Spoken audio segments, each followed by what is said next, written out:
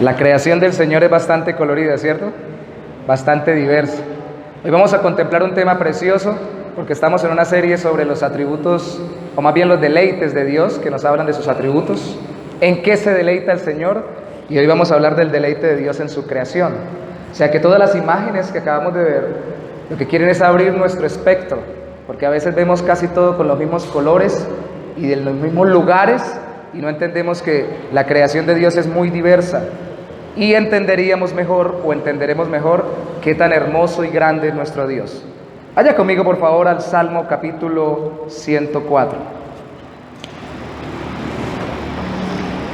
Salmo 104.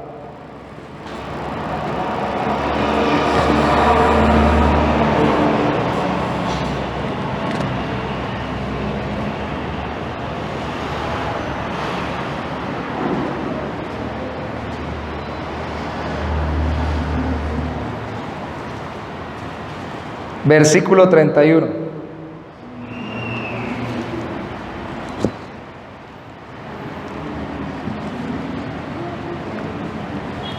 Dice así la palabra del Señor. Salmo 104, versículo 31. Sea la gloria de Jehová para siempre. Alégrese Jehová en sus obras. Sea la gloria de Jehová para siempre. Alégrese Jehová en sus obras. Señor, contemplamos hoy tus maravillas porque queremos contemplarte a ti. Ayúdanos, oh Santo Dios. Abre nuestros corazones a ti. Y especialmente hoy porque queremos verte en medio de tu creación. Somos tan limitados, somos tan pequeños y dentro de nuestra individualidad vemos tan poco de todo lo que tú has hecho para tu gloria que hoy te pedimos, Santo Señor, permitas que nosotros entendamos cuán grande es tu gloria en medio de tu creación. En el nombre de Jesús, amén. Hace 8 días me invitaron a predicar a Piedecuesta, a la iglesia que se está plantando en Cisnes, un barrio en Piedecuesta bastante lejano. El hermano Gesualdo de la primera iglesia bautista nos invitó, fui a predicar y cuando regresábamos me encontré con una superluna en la carretera. No sé si la vieron, estaba documentada, yo no sabía. Me asustó cuando la vi en la autopista de Florida Blanca viniendo. Grandísima, casi que la veía pegar desde el cielo hasta el piso. Estaba grandísima. Me llamó la atención y me pregunté cuándo fue la última vez que detallé cómo era la luna. Que me paré a ver el paisaje, a disfrutar un amanecer, un atardecer, un anochecer. Vivimos muy ajetreados últimamente nosotros. Esta generación nuestra es una generación tan apresurada que poco valoramos las cosas pequeñas y sobre todo la creación del Señor. De hecho, la vida que Dios nos dio fue diseñada para que la disfrutemos físicamente. ¿Sabían ustedes que el estado intermedio, el morir e ir al cielo, no es el estado final? ¿Sabían ustedes que nosotros fuimos diseñados no para vivir sin cuerpo, sino para vivir con un cuerpo resucitado? ¿Sabían ustedes que algún día resucitaremos? Eso se parece a las preguntas que hacen los testigos de Jehová cuando pasan puerta a puerta, ¿cierto? Y a mí me da vergüenza porque a veces veo que ellos enseñan más de la resurrección que nosotros. Porque ellos no creen en el estado intermedio y nosotros nos quedamos en el intermedio. Y no llegamos hasta el estado final. No apuntamos a la gloriosa experiencia que tendremos cuando estemos con un cuerpo totalmente glorificado para disfrutar de una forma que ni imaginamos la creación de Dios. Claro, habrán cielos nuevos y tierra nueva. No podemos ni imaginar, pero lo cierto es que Dios diseñó la vida física. El Dios que es espíritu diseñó la vida física. Estamos pasando por el devocional, acabamos de pasar nuestros devocionales en la iglesia por Cantar de los Cantares. Qué hermoso. Darnos cuenta que la sexualidad la hizo Dios para el disfrute en medio del matrimonio. No diga sexualidad muy duro. Pasito, que el sexo es algo como... No. También con toda la bendición de Dios, la sexualidad dentro del matrimonio es para disfrutarse. Dios nos creó con un cuerpo para que nosotros disfrutemos de todas las bendiciones que Él nos da también físicamente. Dios se deleita, y eso es lo que veremos hoy, en su creación, y quiere que nos deleitemos en Él a través de esa creación por medio de la fe en Cristo. Ay, hermano, mi preocupación, y lo digo de antemano de nuevo, es que somos tan espirituales a veces que no queremos disfrutar todas las cosas deliciosas que Dios nos da. Y no vemos a Dios en lo bueno que nos ha entregado en su creación física. ¿Por qué Dios se deleita en su creación? ¿Eso no es idolatría? Si Dios se detiene a contemplar lo creado, ¿no terminaría Dios siendo idólatra? ¿Qué piensan ustedes? Estas preguntas complejas, ¿cierto? Porque aquí acabamos de leer capítulo 104, versículo 31, Salmos, que sea la gloria de Jehová para siempre, alégrese Jehová en sus obras. Vamos a responder con un rotundo no, Dios no es idólatra, y sí, Dios sí se deleita en su creación. Por dos cosas. Primera, porque la creación refleja la gloria de Dios. Si usted lee conmigo el texto de nuevo, se da cuenta que dice, sea la gloria de Jehová para siempre. Y como la mayoría de las veces hay paralelismo en las frases de la literatura poética en la Biblia, la siguiente frase es paralela a esta, dice, alégrese Jehová en sus obras. La alegría del Señor, el deleite de Dios en sus obras, está en el hecho de que refleja su gloria. De tal forma que Él puede contemplar y deleitarse en lo que hizo, porque está reflejando lo glorioso que Él es, sin caer en idolatría. De hecho, Él mismo es el que, recuerdan ustedes, cuando creó todo, en el relato de Génesis, dice que cada vez que creaba algo decía, y vio Dios que era medio bueno, que era bueno, cada vez que hacía algo era bueno, y cuando termina de hacer toda la creación y hace el hombre, dice que era bueno en gran manera. O sea, Dios dice, esto me quedó bien hecho, me quedó espectacular, me quedó súper bien. Lo que pasa es que nosotros vemos un pedacito tan pequeño de lo que creó Dios, que no alcanzamos a ver todo el lienzo completo de lo que Él ha hecho. El salmista no está pidiendo que Dios se glorifique y que se deleite. El salmista está expresando esta forma poética para decir o corroborar que Dios se glorifica cuando se deleita en su creación. No solo lo hace este salmista, veámoslo en otra frase, no pierda el salmo, vaya al Salmo 19, verso 1. Salmo 19, verso 1 dice,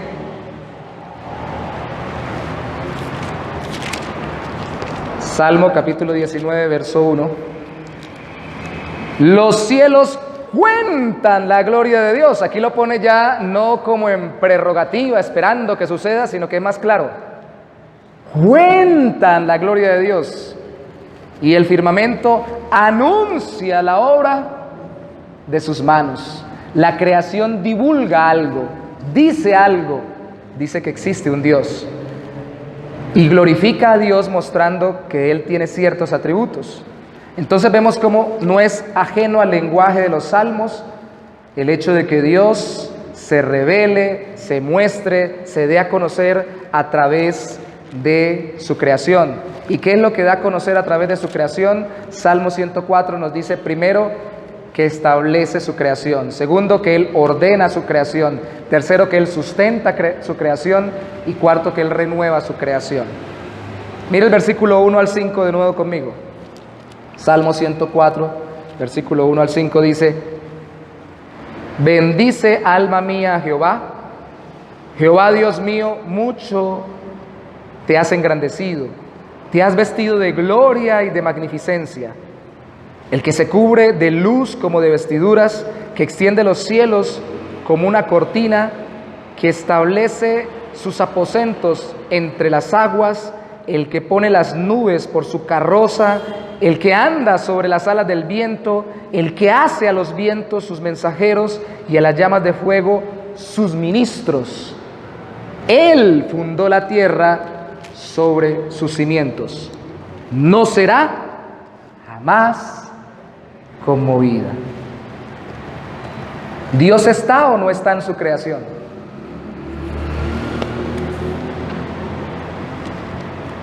Leímos el texto. De acuerdo a eso, ¿ustedes creen que Dios está o no está en la creación? Mire que dice que Él está en la luz, que Él está en los cielos, que Él está en las nubes, que Él anda sobre el viento, sobre los vientos que son sus mensajeros.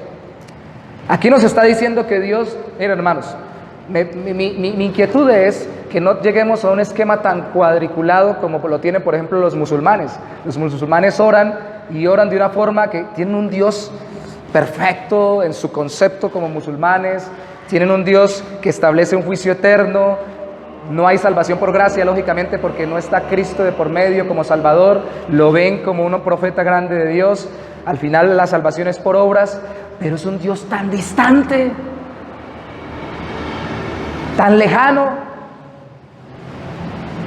que no me entiende, que no me comprende. Él no sabe lo que es pasar hambre, Él no entiende lo que es pasar sed, Él no sabe lo que es tener dificultades con la pareja o con la familia, ni tener problemas de índole física. Él está muy lejos de mí.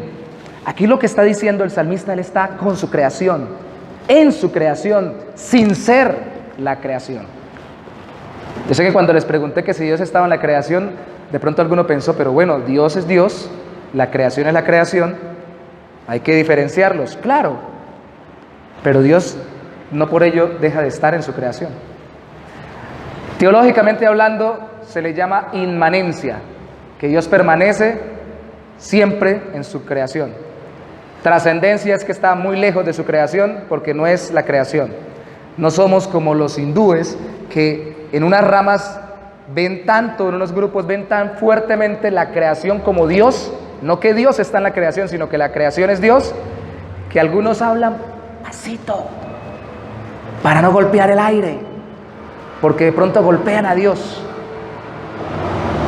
Y otros llegan a tal punto, como algunos filósofos de la antigüedad griegos, que se desenfrenan y dicen, no, como la creación es lo malo, el cuerpo es lo malo, lo físico es lo malo y lo espiritual es lo bueno, pues démosle rienda suelta a lo malo, con tal de que tengamos un buen control de lo bueno que es el espíritu.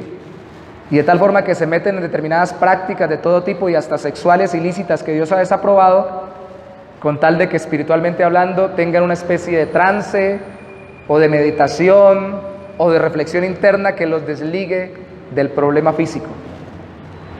Cuando yo les dije que la Biblia muestra la sexualidad como algo bueno, una de las grandes repercusiones que tiene las filosofías antiguas en el cristianismo es eso. Todavía la gente dentro de los cristianos piensan que lo cuerpo y lo físico es malo. Si Dios lo creó y Dios está ahí con nosotros, es bueno. Alguna vez me dijo alguien, los niños están arriba, estamos los adultos y adolescentes, pero igual esto es algo que podemos escuchar. Me dijo alguien de una iglesia y a mí casi me dan ganas de llorar. Después me dieron ganas de reír, pero primero me dieron ganas de llorar.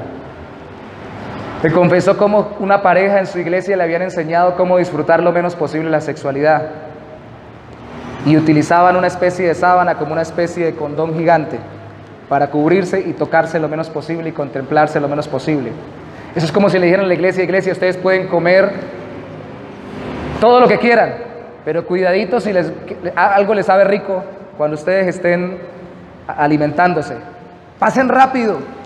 Y si es algo delicioso que les gusta, no importa, tráguenselo de una, porque eso es el cuerpo y lo físico es pecaminoso. Dios está ahí. La Biblia dice en el Nuevo Testamento que sea que comamos o bebamos, lo hagamos para la gloria de Dios. Y hermanos, empieza la glorificación a Dios reconociendo que Él nos lo dio y que nos lo dio, como dice el apóstol Pablo a Timoteo, para que lo disfrutemos y entendamos que lo hizo para nuestro deleite. He hablado de la comida, he hablado de la sexualidad, el deporte, todo para que lo disfrutemos. Pero aquí está diciéndonos que Él, cuando estableció su creación, versículo 5, fundó la tierra sobre sus cimientos, y no será jamás conmovida. Él estaba involucrado en el asunto, no lo hizo de forma distante, y la tierra no se creó sola. Aquí hay parteaguas entre muchos cristianos. Unos creen que la tierra se creó en los 7 días que dice Génesis, otros cristianos dicen no, cada día es una era, para poder acoplar el relato de la evolución a la Biblia. Otros dicen no necesariamente, tal vez fue mucho tiempo atrás y después vino los 7 días. Otros dicen no, primero los 7 días, luego el tiempo largo. Lo cierto es que la creación no se hizo sola, no salió de la nada, no se mete dentro de una urna los elementos de un reloj, se sacuden para que luego por un evento fortuito termine armándose este reloj bonito que me regalaron algún día. ¿Sí? De hecho lo dejé caer y se dañó, en vez de salir otro reloj mejor. Las cosas no sucedieron por azar. Aquí nos está diciendo la palabra de Dios claramente que Dios creó, con su presencia estableció lo que conocemos, y la creación no se hizo sola. Igual después nos dice que Él la ordenó y que ella no se ordenó sola. Mira el versículo 6 conmigo. Con el abismo como con vestido la cubriste a la tierra. El abismo son los mares. A veces habla de los lugares más profundos de los mares, aquí muestra la plenitud de los mares. La cubriste la tierra con los mares, sobre los montes estaban las aguas. Pero dice el verso 7, a tu reprensión huyeron, al sonido de tu mano, de tu trueno, perdón, mis ojos, de tu trueno se apresuraron. Subieron los montes, descendieron los valles al lugar que tú les fundaste. Les pusiste término, el cual no traspasarán, ni volverán a cubrir la tierra. ¿Qué nos está diciendo el Señor? Hermanos, aquí hay un principio muy sencillo para nosotros. ¿Qué es ser ordenado? ¿Qué es ordenar? ¿Qué es organizar? Cuando usted quiere ordenar, ¿qué dice? Tiremos todo a ver cómo caiga, así queda ordenado. Un lugar para cada cosa, ¿cierto? Un tiempo para cada función y luego cuando hay necesidad de delegar, un responsable para cada actividad, ¿cierto? ¿Ustedes creen que Dios es ordenado o desordenado? La palabra cosmos significa orden. Toda su creación fue por Él organizada. Y aquí vemos una organización progresiva. Aunque estaban los mares, se fueron separados. Cuando el relato en Génesis nos dice que estaba la tierra desordenada y vacía, lo que continúa en el relato es organización u orden y llenura. Empieza Dios a separar mares de tierra. Antes de eso separa la luz de las tinieblas, luego mares de tierra, y luego empieza a llenar los aguas con los peces, la tierra con las bestias del campo. Empieza a llenar. De hecho ya ha llenado antes de eso también, después de haber separado la luz de las tinieblas en día y noche, luego lo llena con las lumbreras. Aquí nos está diciendo el Señor que sencillamente el principio que Él utilizó fue un orden, y ese orden lo hizo Él y todo fue ordenado. ¿Qué tan ordenado es usted? Mi amado hermano y hermana, ¿qué tan ordenados somos nosotros? ¿Cómo es usted para caminar? ¿Usted camina ordenado o desordenadamente? ¿Deja un pie atrás y sigue con el resto? Todo tiene que ir coordinado, ¿cierto? Igual pasa con todo. Dios hace que todo vaya evolucionando de acuerdo a su voluntad en orden. Y no se ordena solo. Dios lo ordena o lo ordenó. ¿Qué más nos dice aquí la palabra de Dios? Que también Dios lo sustentó. Versículo 10, y lo sustenta. Esto ya es en presente continuo. Tú eres el que envía las fuentes por los arroyos, van entre los montes. Verso 11, dan de beber a todas las bestias del campo, mitigan su sed los asnos monteses. A sus orillas habitan las aves de los cielos, cantan entre las ramas. Él, Dios, riega los montes desde sus aposentos, del fruto de sus obras se sacia la tierra. Él hace producir el heno para las bestias y la hierba para el servicio del hombre, sacando el pan de la tierra, y el vino que alegra el corazón del hombre, el aceite que hace brillar el rostro, y el pan que sustenta la vida del hombre. Se llenan de savia los árboles de Jehová, los cedros del Líbano que él plantó. Allí anidan las aves, en las hayas hace su casa la cigüeña. Los montes altos para las cabras monteses, las peñas madrigueras para los conejos. Hizo la luna para los tiempos, el sol conoce su ocaso. Pones las tinieblas y es la noche, en ella corretean todas las bestias de la selva, los leoncillos rugen tras la presa y para buscar de Dios su comida. Sale el sol, se recogen y se echan en sus cuevas, sale el hombre a su labor y a su labranza hasta la tarde. Cuán innumerables son tus obras, oh Jehová, hiciste todas ellas con sabiduría, la tierra está llena de tus beneficios. Y allí el grande y anchuroso mar en donde se mueven seres innumerables, seres pequeños y grandes, allí andan las naves, allí está el Leviatán que hiciste para que jugase en él, todos ellos esperan en ti para que les des su comida a su tiempo, les das, recogen, abres tu mano, se sacian de bien. Esconde tu rostro, se turban, les quitas el hálito, dejan de ser y vuelven al polvo. Yo creo que Dios reveló su palabra y espero que todos lo creamos como iglesia. En estos días hablábamos con uno de los maestros que va a enseñar en el Instituto Bíblico y le decía: usted enuncie todas las teorías de cómo Dios inspiró a los autores de la Biblia para dar la palabra. Pero nosotros creemos en una inspiración palabra por palabra y orgánica, de tal forma de que el hombre no era un autómata que Dios le estaba dictando de lejos y él estaba escribiendo, sino que utilizaba su vida, su carácter, su forma de ser, aunque fuera palabra por palabra, palabra de Dios, pero utilizaba todo el entorno y el carácter del hombre. Entonces, para que el salmista describiera eso, ¿en dónde vivía el salmista? Piense por un momento. ¿Vivía en el centro de una ciudad? ¿Dónde vivía? Mire, describe no solamente la luna que está en todos lugares, sino las aves, los cedros, de acuerdo al versículo 16, la hierba, el versículo 14, los montes en el versículo 13, en el versículo 21 los leoncillos, habla de cuevas, verso 22, habla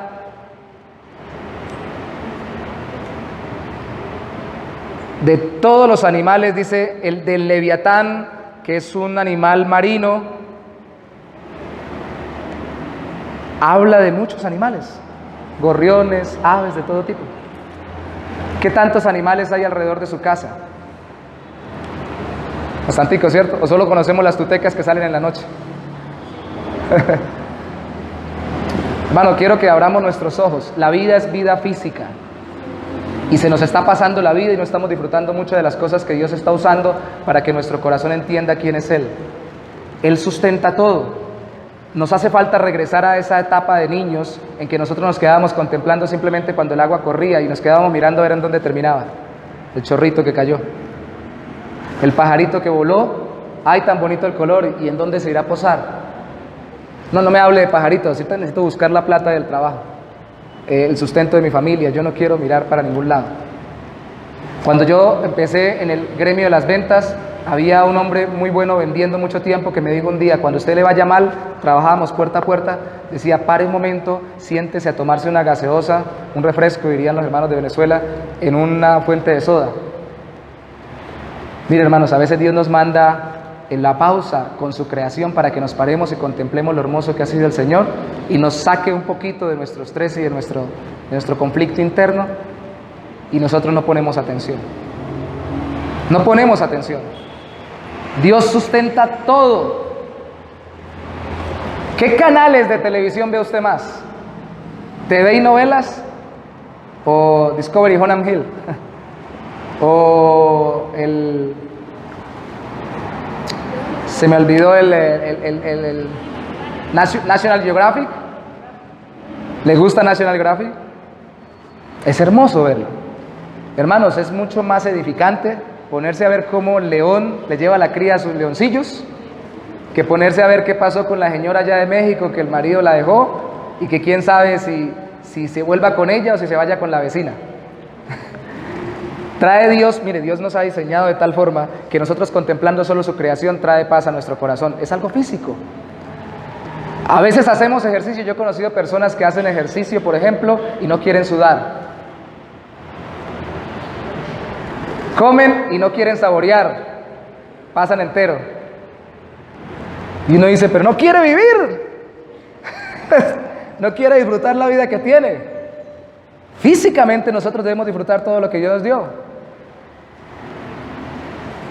Tienen una amistad y no le quieren hablar.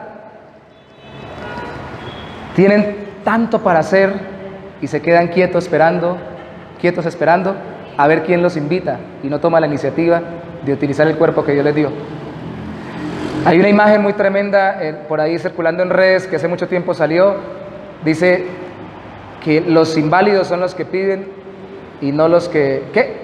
El inválido es del corazón, creo que dice en la imagen, y no el que lo tiene físicamente la invalidez. Está un hombre pidiendo algo de comer y pasa uno que está en muletas y sin una pierna dándole algo a él para que coma.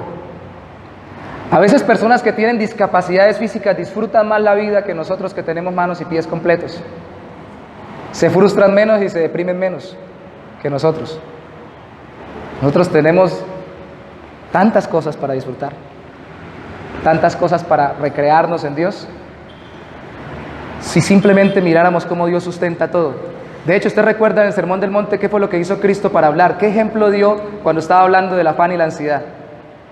¿Qué le dijo a los discípulos?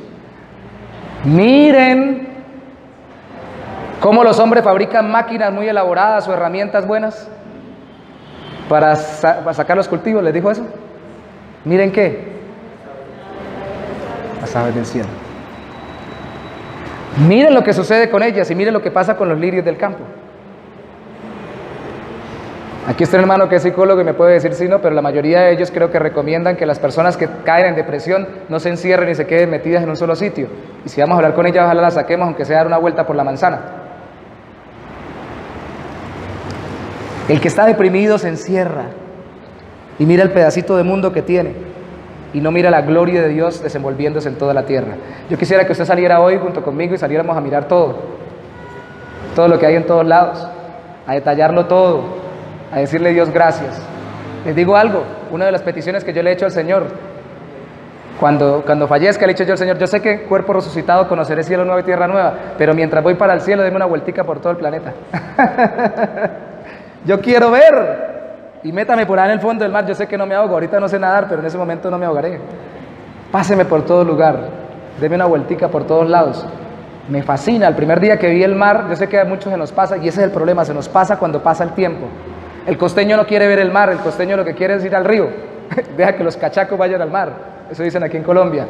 Pero cuando llegué y vi el mar, dije, la única vez que lo viste en Cartagena, iba a trabajar. Es un río grandísimo porque en Cartagena el mar es bastante oscuro por la arena. Y yo me quedé con la boca abierta. Uy, Señor. Estamos hablando de estas cosas y las pasamos tan fácil. ¿Cuántas veces usted ha pasado por el Salmo 104? Y ha salido simplemente a vivir lo mismo y a no a contemplar la obra de Dios y las maravillas de Dios en su creación. La establece, la ordena, la sustenta y la renueva. Lo leímos ahí en el versículo 29 y 30.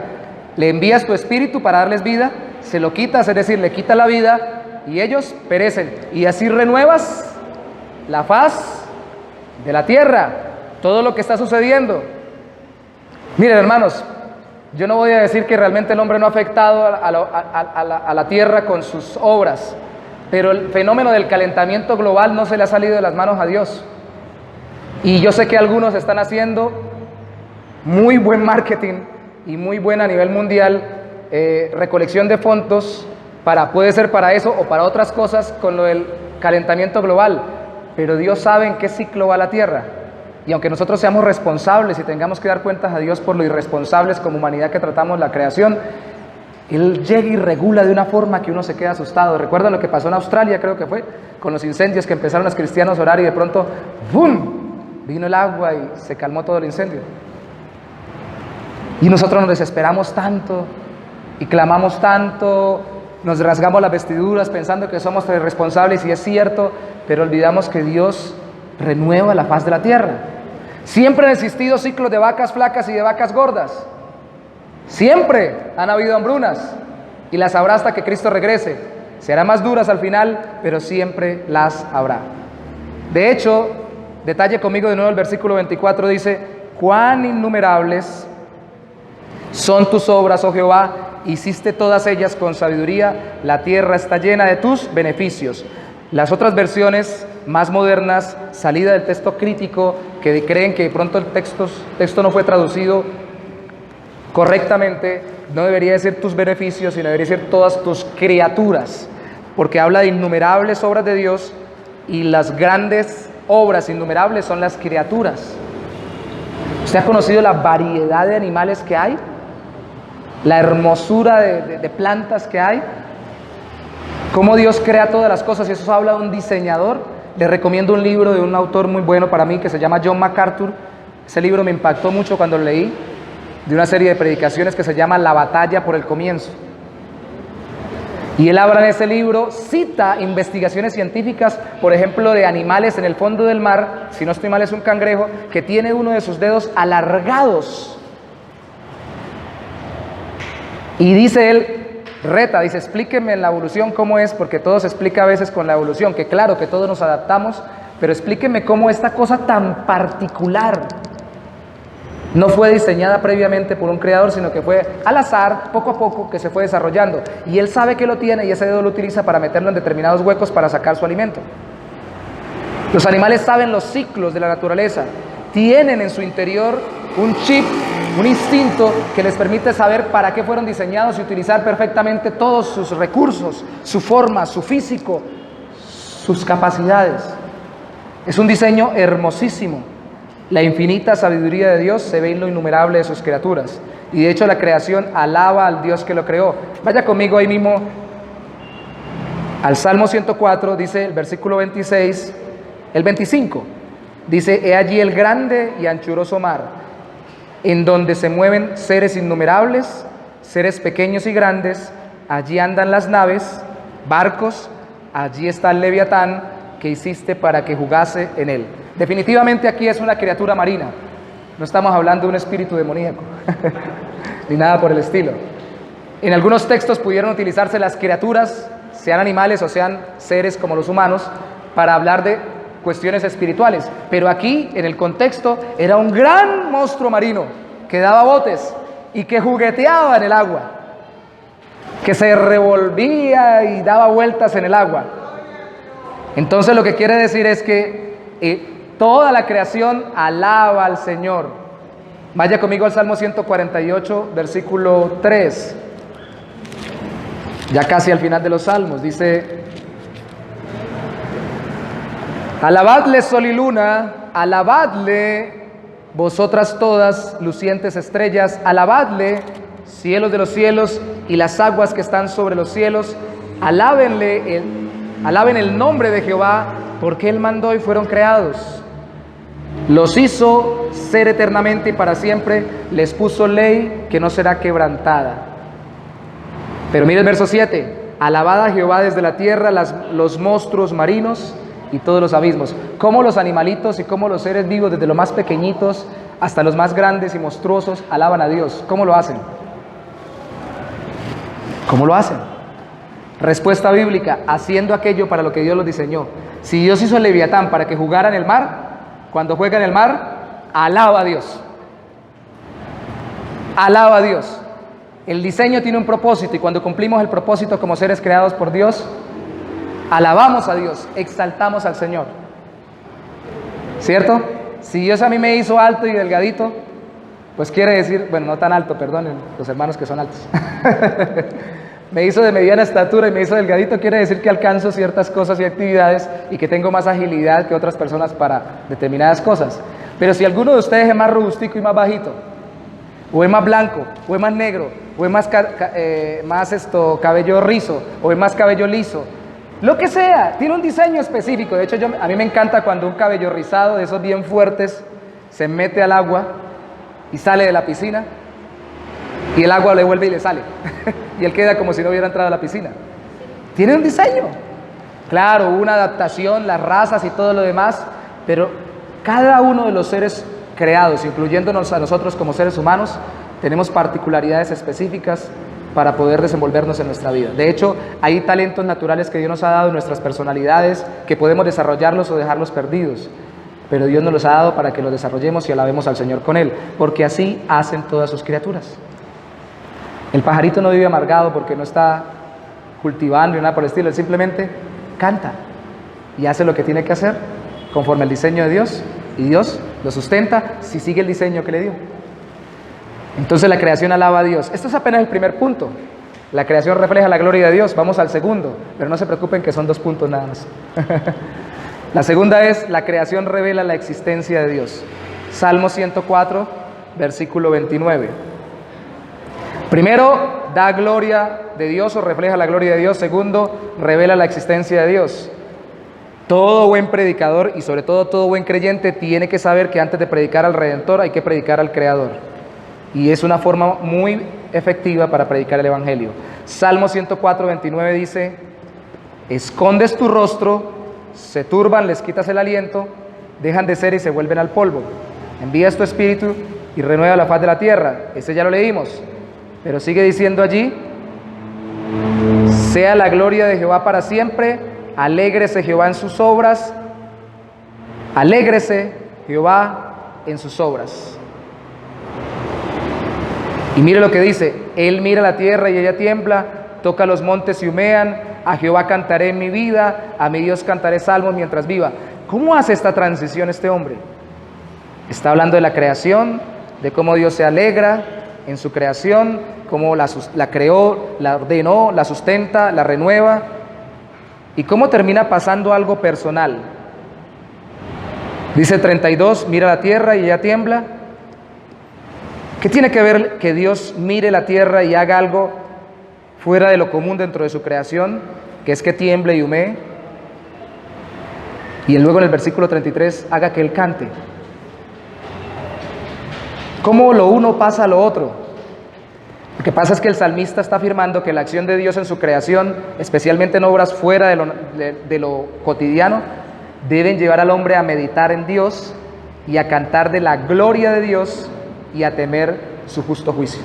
Porque mire lo que dice acá: dulce será mi meditación, verso 34, en él yo me regocijaré en Jehová, sean consumidos de la tierra los pecadores y los impíos dejen de ser, bendice alma mía a Jehová, aleluya. No le quedaba, hermanos, nosotros tenemos, dijo un hermano que vino, como occidentales, mente más lógica y menos analógica. Los judíos y los orientales tienen mente más analógica. Lo uno lo comparan con lo otro y ven dos cosas que parecen aparentemente contradictorias como complementarias. Y uno diría, pero si está hablando de la creación y que Dios está haciendo algo en lo físico, ¿cómo va a hablar de una relación con Dios espiritual, emocional, de que uno también se alegre, de que uno medite dulcemente en Él, de que uno se regocije en Él? Ah, porque el Dios de la creación, con la creación, le llama la atención al hombre pecador. Vaya conmigo a Romanos capítulo 1, verso 20 y 21. La creación revela que existe un creador al envanecido pecador. Capítulo 1 de Romanos, versículo 20 al 21. Porque las cosas invisibles de Él, de Dios, su eterno poder y deidad, el poder y la divinidad de Dios, no se pueden ver porque son espirituales, pero dice aquí, se hacen claramente visibles desde la creación del mundo, siendo entendidas por medio de las cosas hechas, de modo que no tienen excusa. ¿Quiénes? Los que no reconocen a Dios. Versículo 21, pues habiendo conocido a Dios, no un conocimiento salvador, pero sí un conocimiento inicial, no le glorificaron como a Dios, ni le dieron gracias, sino que se envanecieron en sus razonamientos y su necio corazón fue entenebrecido. Verso 21, profesando ser sabios, se hicieron necios.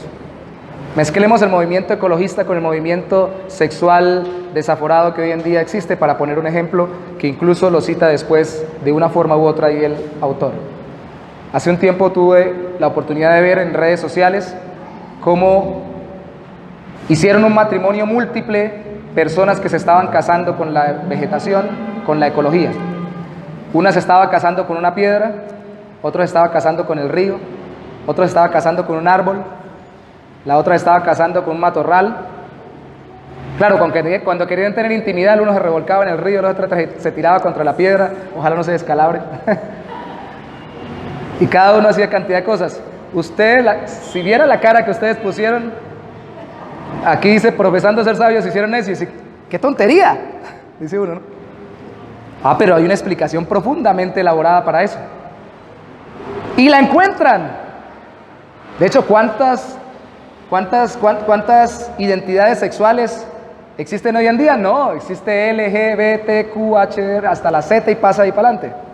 Existen tantas que uno ni se imagina. Hace un tiempo también escuchaba, yo no sé, Dios me permite ponerle la oreja, estaba pasando y escuché un programa de radio en un lugar y escuché que alguien decía, creo que era una buseta o un bus, y decía, es que yo no soy ni homosexual, ni transexual, ni bisexual, ni nada de eso, yo soy sapiosexual. ¿Y eso qué es? No, que a mí no me atrae la gente por la sexualidad ni por lo físico, me atrae es por que sea muy inteligente, sapiosexual, que sea muy sabio. No importa si es hombre, si es mujer, si es lo que sea. Y si es un extraterrestre también, no importa. Me atraen. Y sus razonamientos elaborados son que uno no es lo que fue diseñado por la creación, sino lo que se imagina en su corazón. Profesando ser sabios, se hicieron necios. Y eso no es lo que hace la persona cuando se niega a creer que detrás de todo esto que nosotros vemos existe un creador. ¿Cuál es el problema? Reconocer que hay un creador, que si ese creador lo hizo todo, él puso las reglas para todo lo que funciona en la creación, incluyendo para los seres que son pensantes, racionales y responsables como nosotros. Y entonces tengo que rendirle cuentas a él y voy a pasar por un juicio delante de él. De hecho, si ustedes miran, cuando Pablo va a predicar el evangelio, lo primero que Pablo presenta no es el amor de Dios, lo primero que presenta es la condenación que pende sobre todas las personas que se niegan a reconocer a Dios como el creador y el dueño de sus vidas. Cuando le dicen a Pablo dice en el versículo 17 que el evangelio es la justicia de Dios que se revela por fe y para fe. Lo dice porque antes había dicho que no se avergüenza de presentar el evangelio. Y dice que no se avergüenza de presentar el evangelio porque antes había dicho que quería ir a predicar el evangelio en Roma. Y después del versículo 17 que dice que el evangelio, la justicia de Dios se revela por fe, explica porque la ira de Dios. ¿Cómo así? Se cambió de tema. No, es que el evangelio empieza por el estado de condenación del ser humano. Y ese estado de condenación no es por una insuficiencia intelectual o una deficiencia intelectual, sino por un déficit moral, voluntario, deliberado, que el hombre realiza para negar que Dios existe. Y si dice que Dios existe, lo amolda a su propio corazón. Es más fácil un Dios que yo pueda manejar, un ídolo para poder manipular. Entonces la creación revela que hay un creador al que tengo que responder y que ese creador es el único que me puede dar salvación y liberación de mi estado de condenación frente al incumplimiento de la ley del creador. Por ahí podemos predicar el evangelio, ¿cierto? Si usted se deleita conmigo, y más que conmigo, con el Señor en su creación, encontrará motivos para predicar también. ¿Qué tal si uno se para al lado de una persona y le dice, cuando esté al pie de una carretera, está andando en el bus, se paró el bus, descansa, se bajan juntos, y la persona dice, uy, qué paisaje tan bonito, y uno le dice, sí, qué hermoso, ¿cierto? ¿Quién lo haría? Si le pregunta a uno, la persona le puede decir a uno, no sé, la evolución, los extraterrestres, el choque de meteoritos, el Big Bang, o puede que le diga, pues tiene que haber sido Dios, diga, ese Dios es grande, y empieza una conversación con la persona. ¿Qué tal esa forma de hacerlo? De hecho, para los niños es más sencillo predicarles así el evangelio. La creación da testimonio de la gloria del Redentor. Vamos a hacer un recorrido rápido por 4 textos. Juan capítulo 1, versículo 1 al 3. La pregunta con la que vamos a ver estos textos para que nos la responda es, si Dios se deleita en su creación, y Dios también, habíamos dicho la semana antepasada, se deleita en su Hijo, entonces,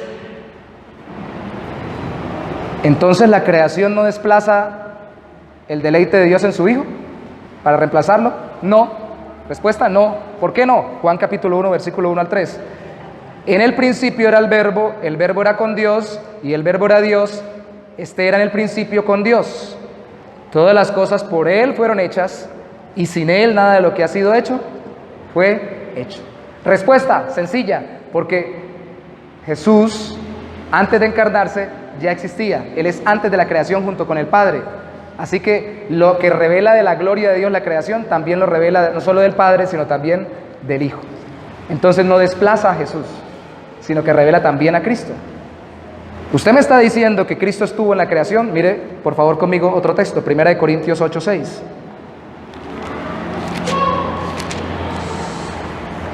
Dice: para nosotros, sin embargo, solo hay un Dios, el Padre, del cual proceden todas las cosas, y nosotros somos para Él, y un Señor, Jesucristo, por medio de Él, por medio del cual son todas las cosas, y nosotros por medio de Él. Uno diría, pero ahí está separando a Dios, que es el Padre, y a Jesucristo, que es el Hijo. Sí, pero lógicamente hace una separación por el hecho de que Él es el que tiene la capacidad redentora por su humanidad. Pero está diciendo que las cosas son por medio de Él también y para Él. De hecho dice que nosotros somos por medio de Él. Está diciendo que todo lo que Dios se hizo, la palabra en el original griego no solamente puede decir por, sino puede decir por medio de o para. Vamos a leer otro texto más claro todavía. Colosenses capítulo 1, versículo 16.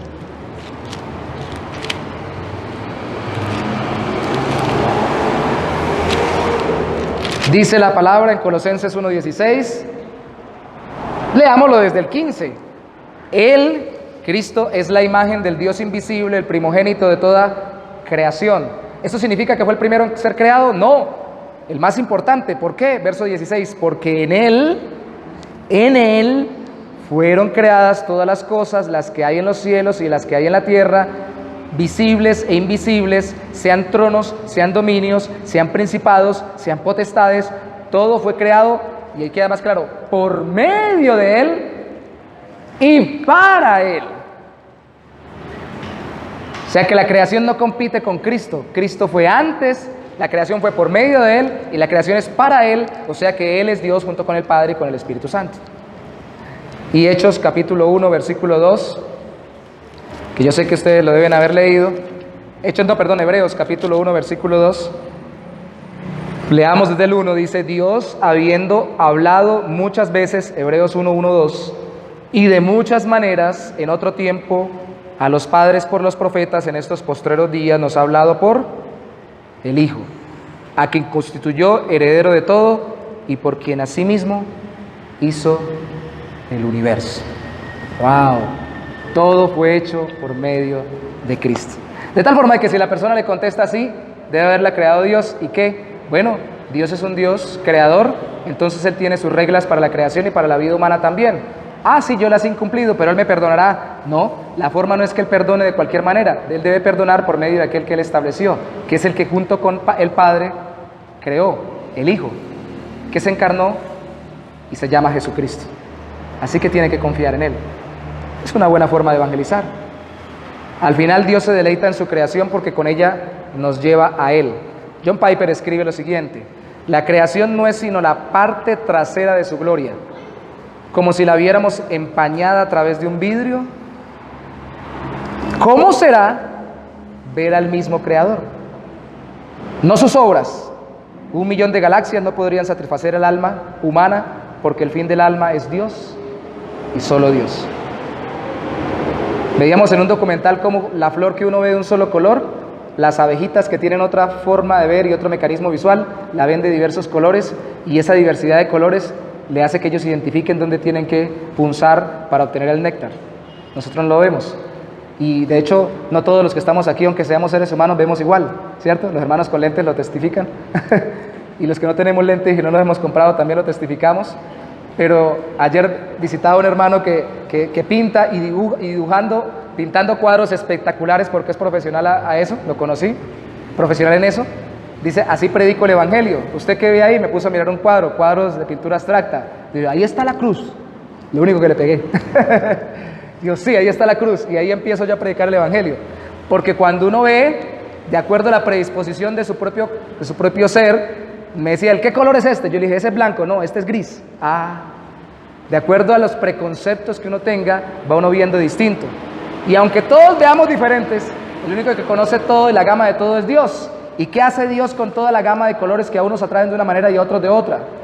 Hermanos, a unos le atrae un aspecto del Evangelio más que a otros.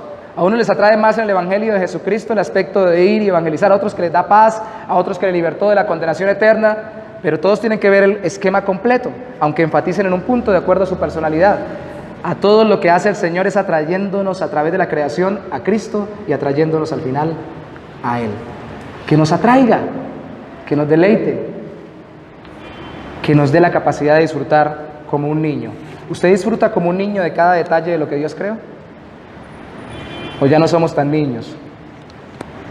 Lastimosamente, para detenernos a ver las cosas creadas. Un día llegó una señora acá para consejería y yo le dije, ¿qué le preocupa? Y no había hablado con el psicólogo, no lo conocía todavía, para que me diera pautas de cómo verla eso. ¿Qué preocupación tiene? Ella me dijo, ¿por qué? Tenía el ceño fruncido que casi que se reventaba las sienes, apretándose, porque la veo con ceño fruncido. Le preocupa, algo que le preocupa. ¿Sabe qué es la preocupación? Darle vuelta a un problema en el interior del corazón. Salirnos y mirar lo que Dios creó como niños, nos deleita en lo creado por Dios y nos saca de preocupaciones. Disfrute de Dios también después que vea la creación, al saber que Él está detrás de cada detalle.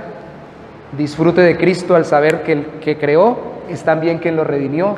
Vino a vivir, el Creador, a morir por usted y por mí, y resucitó para dar testimonio de que somos salvos por medio de Él. Disfrute su vida, en última le estoy diciendo, en Cristo. Disfrútela, realmente la disfruta si la consagra para aquel que la creó y que además lo redimió. Llévese si de todo este mensaje se puede llevar algo para su casa, llévese un resumen. Cuando usted y yo no disfrutamos nuestra vida, es porque estamos funcionando no conforme al modelo o al diseño del Creador. Y eso incluye a los creyentes. Y eso incluye a los creyentes. Y eso incluye a los creyentes. Ahí sí ya se aplica el dicho colombiano viejo, van para el cielo y van llorando. Y van sabiendo que Cristo los salvó, pero qué amargura de corazón, porque uy Señor, qué problemas tan grandes tengo. No quiere decir que no se pueda uno manifestar en las dificultades que tenga y pedir oración y hablar a Dios. Sí, usted puede hacerlo. Hombre, pero quedarse ahí es negarse de todo lo que Dios nos está dando. Quedarse ahí es cerrar los ojos a todo lo maravilloso que Dios nos ha dado y a un Dios que se deleita en lo que creó. Quedarse ahí es no ser receptores del deleite de Dios en su corazón, que incluso tiene sobre nosotros, después lo veremos, sobre los hijos que Él salvó y que volvió a crear espiritualmente. Póngase sobre sus pies, por favor, en esta mañana y vamos a orar. Señor, no contemplamos estos temas con otro motivo, sino con el de querer ser llenos de tu gozo, de tu deleite. Y entendiendo que gozarnos en ti no entra en conflicto con glorificarte a ti. Así como no entra en conflicto en que la ballena o el monstruo marino dé hermosos giros en el mar con el hecho de glorificarte como si te fuera a robar gloria. No, refleja tu gloria, porque para eso la diseñaste. Ni entra en conflicto contigo el hecho de que el pajarito cante hermosamente, porque para eso lo diseñaste.